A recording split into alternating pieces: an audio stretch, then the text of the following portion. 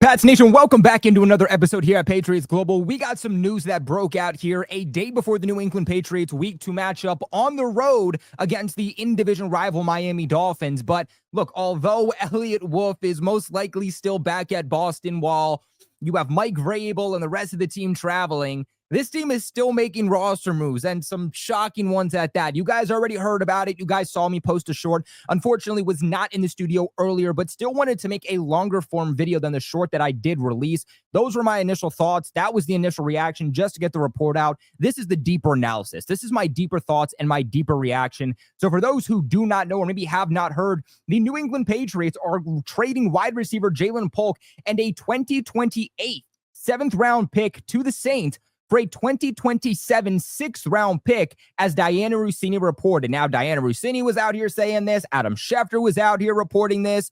You had several different sources at this point coming out and confirming this. Now, Polk is on the injured reserve due to a shoulder injury, but Saints are acquiring him for the future. And I think that that's one of the biggest things when I'm looking at Ja'Lynn Polk being traded, is that when this entire saga went down this offseason, and there were some divided Patriots fans on, should Ja'Lynn Polk make the final roster? Should he stick around, or should the New England Patriots cut him or move on from him? I was somebody who always said that Ja'Lynn Polk did not deserve to make the final 53-man roster. He hasn't done anything. It's a brand new system with Josh McDaniels and Mike Vrabel. There is nothing that Ja'Lynn Polk did to deserve a 53-man roster spot. But I said, due to the injuries that he's dealt with all offseason, you had Ja'Lynn Polk get offseason shoulder surgery. It's the reason we didn't really see him in OTAs and minicamp, and it is the same reason that he didn't get a start to training camp.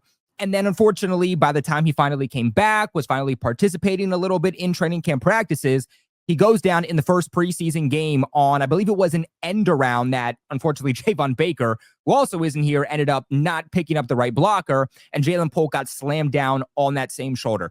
Due to the injuries he suffered, I did believe that if you could get Ja'Lynn Polk back on the injured reserve, that was the best case scenario for the Patriots. If you could somehow keep the rights to him and see what would happen next year. We don't know what this team would look like next year. We don't know what these wide receivers are going to look like next year. We don't know who we could potentially acquire and ultimately miss out on. So if you can somehow maintain the rights to him for him to compete for a job next year, a real offseason to compete for a job under this new system and with Drake May, then that is what I would have liked to see. Again, I want to reiterate, no, he didn't deserve to be on the final roster.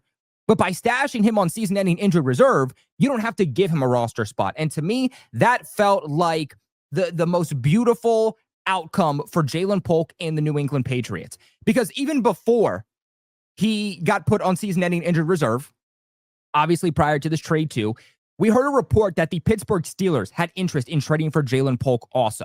So clear that there were teams that were interested, but yet the Patriots still ultimately said no. To me, his value was never lower. And because Ja'Lynn Polk's value was never lower, it's not going to get any lower than it currently is, why not see, even if he doesn't make the final squad in 2026, why not at least see what he has? Best case scenario, he proves to you that he's one of your best 6 wide receivers. Worst case scenario, you have depth during the offseason, and you now have a guy who's still on a rookie contract. You put good film out there in the preseason, in training camp, and maybe, just maybe, you get something better in return. Maybe instead, at the very least, instead of a 2027 6th-round pick, and instead of having to have a pick swap, you're not actually gaining picks by doing this. All they're doing is swapping picks. Maybe the Patriots could have gotten a 6th-round pick in return for Ja'Lynn Polk. Maybe they could have gotten a 5th-round pick in exchange for Ja'Lynn Polk. Now you're adding assets, and maybe they could have even gotten one for the 2026 draft rather than getting assets 2 years down the road and swapping picks. Because again, you're not adding anything. So again, I think that would have been the most ideal situation. But we also have to understand that, again, Ja'Lynn Polk was drafted by a completely different regime. Okay, they don't have Javon Baker on this roster for a reason. There's a reason he didn't make the 53. There's a reason he moved on, and there's a reason they didn't want him here. Maybe they believed that it was just time to cut ties, move on, get whatever they possibly could for Ja'Lynn Polk so that they didn't have to release him. Because it's a lot better to get quite literally anything in return for a former 2nd-round pick than it is to ultimately have to cut that guy straight up just a year or 2 years after drafting him. I think what the unfortunate thing too about Ja'Lynn Polk is, and maybe this is me just thinking glass half full instead of glass half empty like some fans ultimately are doing with Ja'Lynn Polk, but I do believe that he fit in the Josh McDaniels system too. And there's a difference because, well, Patriots Global, how are you going to say we got to move on from Javon Baker? But Ja'Lynn Polk, I wanted to see what there was. These are two very different wide receivers, and I feel like people never understood that.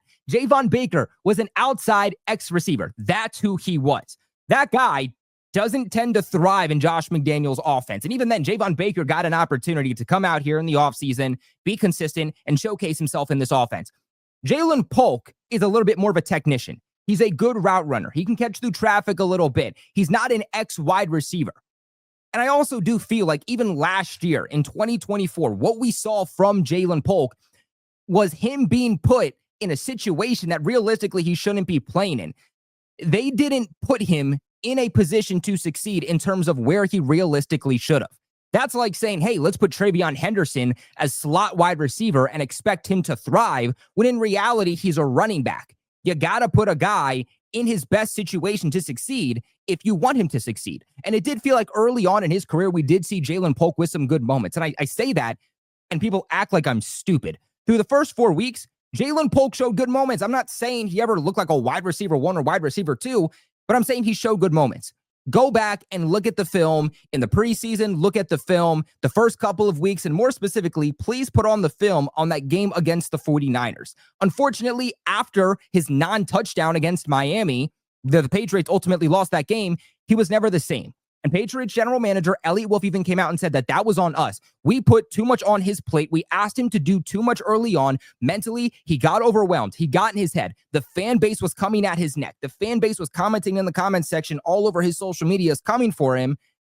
And he completely went off the rails. He lost all confidence, and he suffered from concentration drops.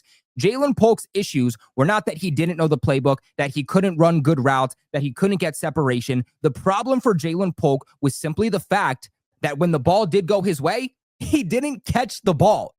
Easiest passes. The guy could not catch a ball. That was his issue. And that all came mentally. At the end of the day, Ja'Lynn Polk was a part of a completely new system, a system under Alex Van Pelt and Gerard Mayo that was absolutely horrific, absolutely terrible, and a season that gave Patriots fans and apparently even some Patriots players PTSD. So if you're trying to establish a brand new culture, a brand new team, guys that you can rely on, I do understand why they would go in a different direction than Ja'Lynn Polk. They're trying to look in the future. They're not trying to look in the past. And it's not the Patriots' responsibility. It's not Vrabel or Josh McDaniels' responsibility to force Ja'Lynn Polk or even Javon Baker to work when those are not guys that fit their system specifically. Those were not guys that they drafted to be here. Not their responsibility. At the end of the day, this Patriots wide receiver core too, it's stacked, but it's not stacked in the way that a lot of people are going to think. Like, I'm not saying, oh, this wide receiver core is one of the best in the league.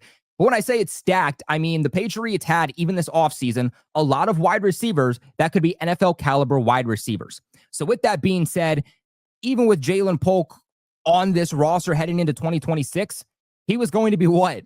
Wide receiver 7, wide receiver 8 at the absolute best. I understand why the Patriots would look to move on, especially when this is a guy that, on top of his mental issues, is now dealing with a consistent shoulder injury at that. I think for me, it really, really sucks that it had to come down with this. I just remember the days where it was Drake May and Ja'Lynn Polk, and that was the dynamic duo during the offseason. And they were going to hockey games in Boston, and they were going to Celtics games to watch some basketball, and that chemistry was brewing itself. And Ja'Lynn Polk was this security blanket, worked well through contested catch situations. Like, there was a moment, Patriots fans, like, let's not be like biased and think, what have you done for me lately? Let's look at this from a wide range and just say there was a point where we really, really thought this has some really great potential. And it just sucks that it got to this point in quite literally a year. But if you're a Saints fan watching this, I'm sure the big question for you is going to be, okay, well, what can I expect from Ja'Lynn Polk? What was he like when you did see him on the field last year? And, oh, there we go. That's a little bit better. So when Ja'Lynn Polk was on the field for the New England Patriots last season, He had, this is the preseason, by the way, more specifically. We're going to start with the preseason. He had an overall grade of 67.8 that ranked 54th out of a qualifying 159 wide receivers, a 67.8 receiving grade, which ranked 54th out of a qualifying 159 wide receivers, 9 targets, 7 receptions, 53 total yards. Let's see if we can scroll down here a little bit too. 0 receiving touchdowns, 7.6 yards per reception, 2.9 yards after the catch per reception, and a passer rating when targeted of 91.2. The other thing to mention is that Ja'Lynn Polk was rolling with the first team offense during his first preseason in 2024 with the team, and we didn't get to see a whole lot of him. When the starting offense came off, Ja'Lynn Polk would ultimately come off too. And then, unfortunately, PFF, when it comes to the regular season, doesn't even give him overall grades. But statistically speaking, in 2024, during the regular season, he was targeted 31 total times, 12 receptions, 87 total receiving yards, and 2 receiving touchdowns. He had all that on 272 passing snaps.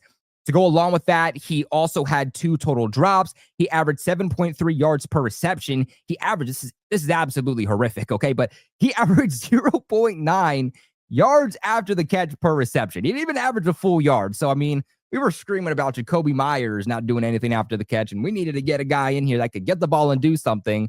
Thought it would be Ja'Lynn Polk, but he never showed that. He never showed that part of his game. He also had a passer rating when targeted of 54.9. I don't think that's indicative of ultimately what he did through the first 4 weeks, but I think down the stretch of the entirety of the season, after he got in his head, after the drop issues, that's when, of course, I mean, he was not a reliable target. He was really a liability. And that's when that passer rating went down for quarterbacks. And then an average depth of target of 12.2 yards. But guys, this is where I kick it off to you, okay? The New England Patriots are officially moving on from former second-round pick in Ja'Lynn Polk, trading him to the New Orleans Saints. I want to know what you guys think about this one in the comment section below. Good or bad, glass half full, glass half empty. I want you guys to go off, okay? Everybody's going to have a different opinion. That is absolutely fine. But I want to hear. I want to hear how you genuinely feel in the comment section below. I know we could have had Ladd McConkey. Ultimately, the Patriots got Ja'Lynn Polk. There's a lot of players they could have had, but they went Ja'Lynn Polk. They officially move on, though, and that 2024 draft class is not looking good. There is only one way that the 2024 draft class is going to be saved, and that is if Drake May can prove that he really can be a franchise quarterback for the New England Patriots. If that doesn't happen, this is going to go hands down as one of the worst, if not the worst draft class in New England Patriots franchise history. Let me know your guys' thoughts on this in the comment section below. Leave a big like on the video. Make sure you guys hype the video up also. But until next time, I'm Colby, also known as Patriots Global. I'll see you for the watch party tomorrow, baby. And go Pats.